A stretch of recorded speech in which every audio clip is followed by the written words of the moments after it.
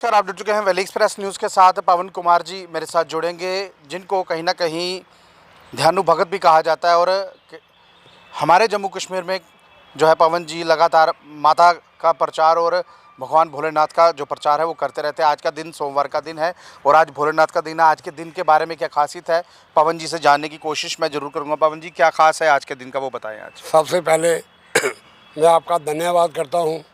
जो लोग देख रहे हैं उनको भी वेलकम, स्वागतम।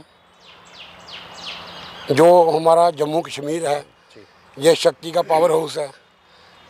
5000 साल पहले जहाँ पे श्री जामद गुफा बनी हुई है, उस समय अमरनाथ की यात्रा वहीं से जाती थी। जी। और आज 13/5/2024 जैसे श्री दुर्गा स्तुति के 13 अध्याय हैं, वैसे मेरे जो गुरु जी हैं, गुरुओं का नाम तो पहले आएगा, उनका नाम था बिट्टू पुजारी जी। वो बाबा श्रीधर की फैमिली से हैं। उन्होंने मुझे श्री दुर्गा स्तुति जी पढ़ने के लिए बोला था। उन्होंने बोला जब श्री दुर्गा स्तुति पढ़ोगे तो माता अंग संग साथ रहती है। तो बाकी मैं देखने वालों को यही कहता हूँ, जो सरस्वती का स्थान है वो जीवा है। ये जी पर माँ सरस्वती विराजमान होती है। पूरे वर्ल्ड में जितने भी लोग हैं, सबके मुख पर 1 सेकंड 2 सेकंड बैठना चाहती है। अगर आदमी सुबह 4 बजे उठकर अमृत बेले ईश्वर को याद करे, कहते हैं ना, प्रार्थना करने से क्या होता है, अरदास करने से क्या होता है, भगवान तक बात पहुंचती है, परमात्मा। साहब, आप कहीं ना कहीं इस वक्त जो है सनातन का जो प्रचार है वो कर रहे हैं, और सनातन के साथ साथ आपको पवन पुत्र भी कहीं ना कहीं कहा जाता है, वो क्यों, वो बताएं थोड़ा सा। वो मुझे जो पवन पुत्र का नाम लिया, जैसे बाबे वाली माता जी के पुजारी हैं मंत साहब बेटा पुजारी जी, उन्होंने मुझे बोला पवन पुत्र हनुमान हो। मैंने कहा मैं हनुमान नहीं हूँ, मैं हनुमान का सेवक हूँ। राम राम राम, वहाँ से मुझे शब्द मिला था राम राम। राम राम का जो शब्द है ये सीधा वैकुंठ धाम से मिलता है।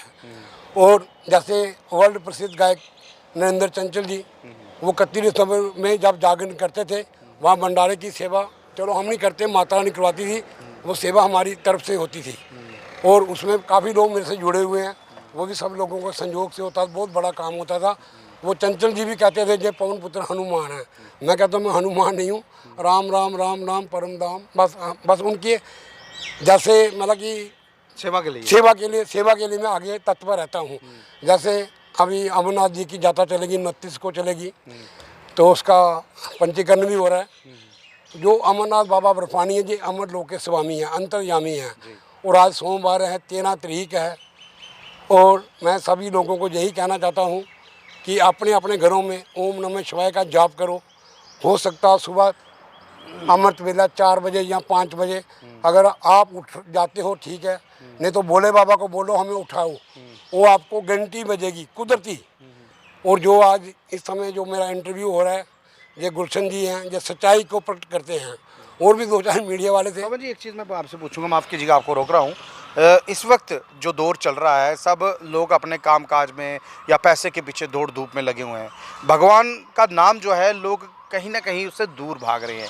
राम का जो नाम है वो प्रचार करने के लिए पॉलिटिकल नेता गन लेते रहते हैं, लेकिन उस राम के नाम पर जो झूठ प्रचार किया जा रहा है वो कहाँ तक सही है? देखो जी गुलशन जी, मैं आपका धन्यवाद करता हूँ। आपने बहुत अच्छा प्रश्न पूछा, मैं इसका उत्तर देता हूँ। जो राम है, ये राम हमारी आत्मा के अंदर जो बैठे हैं राम है। अभी जो बोल रहे हैं ये राम जी बोल रहे हैं। आपके कण कण में राम है। जो परम पिता परमात्मा है वो शिव है, उसका कोई रूप नहीं है। जैसे मुसलमानों में बोला जाता है बिस्मिल्लाह, ला इल्ला इल्लल्लाह मोहम्मद रसूल इल्लल्लाह। उसका मतलब क्या है, जो उसका कानून है कुदरत का, वो बहुत बड़ी पावर है, बहुत बड़ी सुप्रीम पावर है। सबसे महाविटो पावर की शक्ति है वो है सरस्वती।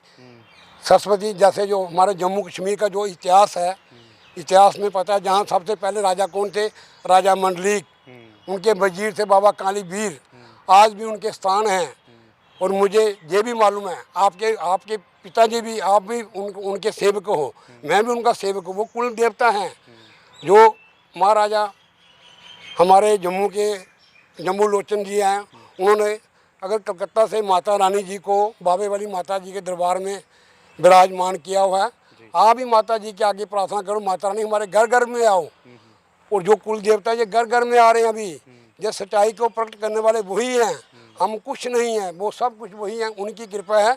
बाकी राम का नाम लेना क्या होता है, मुक्ति धाम का जो लोग सब कहते हैं। वैकुंठ धाम में बैठे हैं भगवान राम और धरती जो है वो माता सीता है, ये कहा गया है।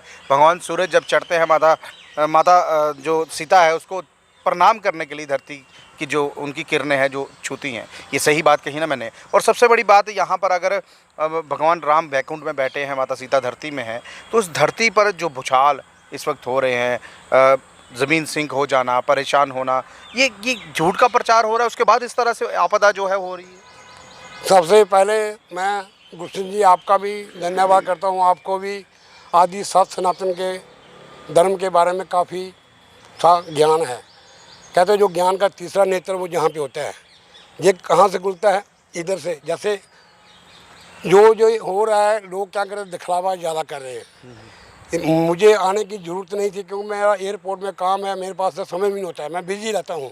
बड़ी कृपा है माता रानी जी की। अभी शिव बाबा के साथ बात होगी, सबकी होगी। अभी जम्मू से पहले भी मैंने इंटरव्यू दिया, सतयुग की स्थापना होगी जम्मू से। ये सब कुछ अच्छा हो जाएगा, सब ठीक हो जाएगा। दुनिया में जो भी है, नर सेवा नारायण सेवा, ओम नमो नारायण का क्या मतलब, नर ही नारायण है। जब आप अच्छे कर्म करोगे, सत्य कर्म करोगे, आप भी नारायण का बन सकते हो। जो हर औरत है, ये पार्वती का स्वरूप है।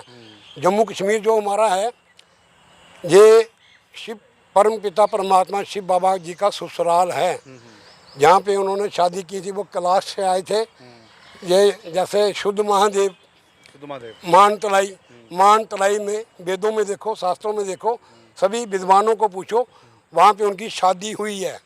जब वो बोले बाबा जी अभी आएंगे कैलाश छोड़कर, कुदरती शिवलिंग बनते हैं और वो आते हैं सबको खुशियाँ बांटने के लिए। वो सुखों के सागर हैं, दया के सागर हैं, सुखों के भंडार हैं। कहते नदियाँ नाले पर्वत सारे तेरी याद दिलाते हैं, तेरी याद दिलाते हैं। ऋषि मुनि और जोगी सारे परम पिता परमात्मा तेरे ही गुण गाते हैं, तेरे ही गुण गाते हैं।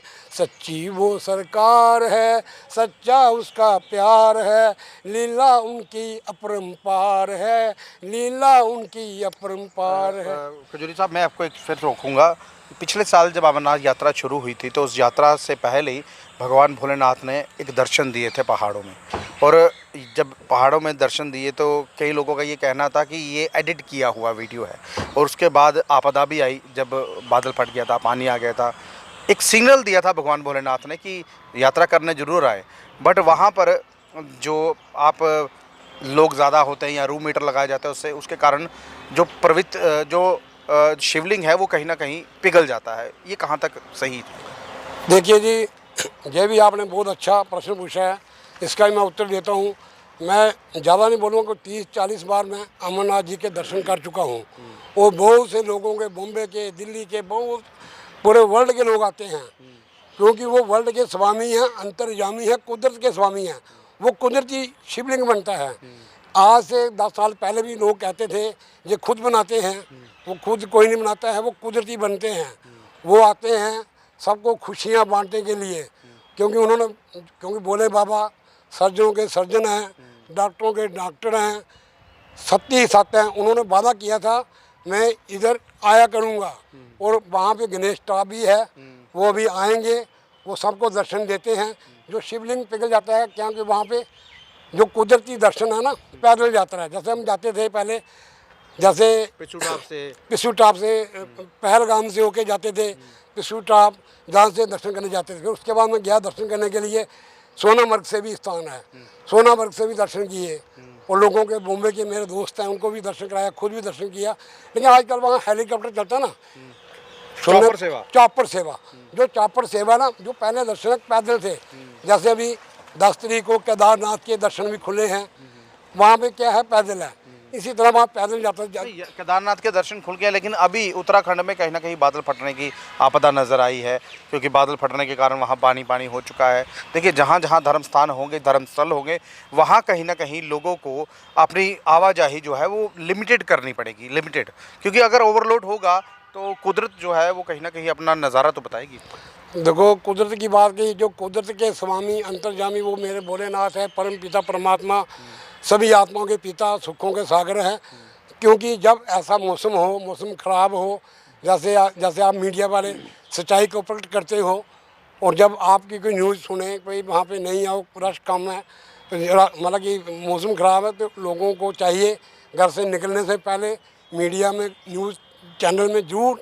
चौधरी साहब, आप लगातार गाड़ी चलाते हैं, आपको ज़्यादा पता है मेरे से बारे में, क्योंकि आप उम्र से मेरे में बड़े हैं। लेकिन नेचर जो जिस हिसाब से इस वक्त नेचर कहीं ना कहीं अपना रूप बदल रहा है, ये महीना देख लीजिए, कब बारिश होगी, कब मौसम बदल जाएगा, ऐसा होता था पहले ऐसा नहीं होता था, क्योंकि दुनिया बदल चुकी है।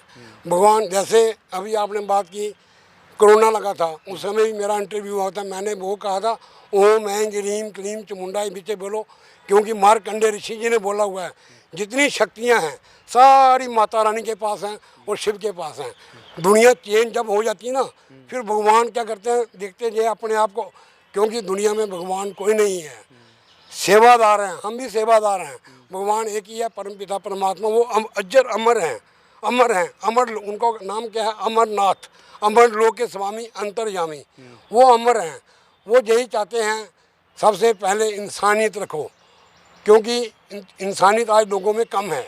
देखिए, आज का दिन जो है वो सोमवार का दिन है। अगर आप बाबा बर्फानी के दर्शन करने के लिए आप जा सकते हैं तो जाइए ज़रूर। और अमरनाथ की कथा और अमरनाथ के भगवान भोलेनाथ के बारे में इन्होंने पूरा बता दिया खजूरिया साहब ने, और कोशिश ये की कि आपको समझ आनी चाहिए। और सबसे बड़ी बात, भगवान कण कण में बसे हुए हैं, आपके मन में बसे हुए हैं। कोशिश ये कीजिए कि झूठ का प्रचार कम कीजिए, झूठ कम बोलिए और भगवान भोलेनाथ को याद कीजिए, क्योंकि आज का दिन जो सोमवार का दिन है, लेकिन भगवान के साथ साथ अपनी इंसानियत को ज़रूर आप कहीं ना कहीं ज़िंदा रखें। इंसानियत ही एक ऐसा कर्म है, आप कर्म करे चले, फल की इच्छा मत करें जी। जो भगवत गीता है वहाँ भी लिखा हुआ है, श्री कृष्ण भगवान ने बोला, तुम दूसरों की मदद करोगा, तुम्हारी मदद मैं करूँगा। कोई धर्म नहीं सिखाता, कोई ग्रंथ नहीं सिखाता आपस में बैर करना। जो कुरान है उसमें भी लिखा हुआ है, तुम दूसरों की मदद करो, तुम्हारी मदद मैं करूँगा। सब धर्मों में यही सिखाया जाता है, प्यार मोहब्बत, प्यार मोहब्बत। लेकिन दुनिया में प्यार मोहब्बत कम है।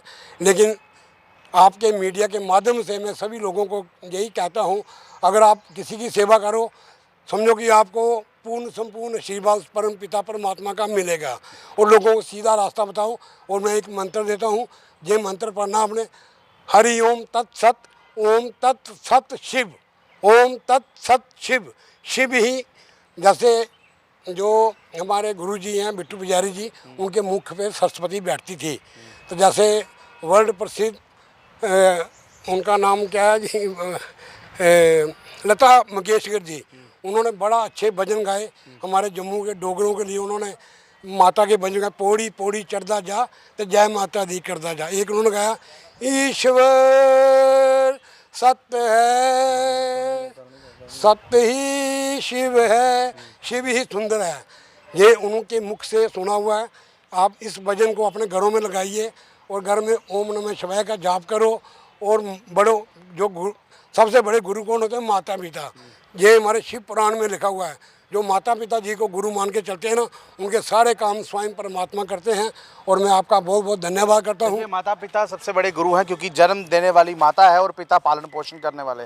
और इस सृष्टि के अगर कहा जाए कि जो परमात्मा है वो है भगवान भोलेनाथ। भोलेनाथ जो है सृष्टिकर्ता है, और सृष्टिकर्ता के नाम पर कहीं ना कहीं आप जो है पुण्य कीजिए, झूठ मत बोलिए, और कोशिश ये कीजिए कि इंसानियत को ज़िंदा रखिए। अगर कोई आपसे मदद की गुहार लगा रहा है और मदद जरूर कीजिए। 29 जून को यात्रा शुरू होने वाली है, और यात्रा शुरू होने से पहले मैं इनसे एक बार फिर मिलूंगा, फिर जानने की कोशिश करूंगा यात्रा के बीच में क्या क्या जो लोग बाहर से आने वाले हैं उनको किस किन चीज़ों का ध्यान रखना चाहिए। अगर मौसम ख़राब है तो भी अपना ध्यान रखें, और मौसम खराबी के कारण ना आ गया है। बहरहाल आज के दिन खास क्या था वो हमने आपको बता दिया। बहरहाल इस वीडियो के माध्यम से अगर आपको ये वीडियो अच्छा लगा हो, अपनी महत्वपूर्ण राय जो है कमेंट कीजिए। ओम नमः शिवाय, जय माता दी लिखिए और सब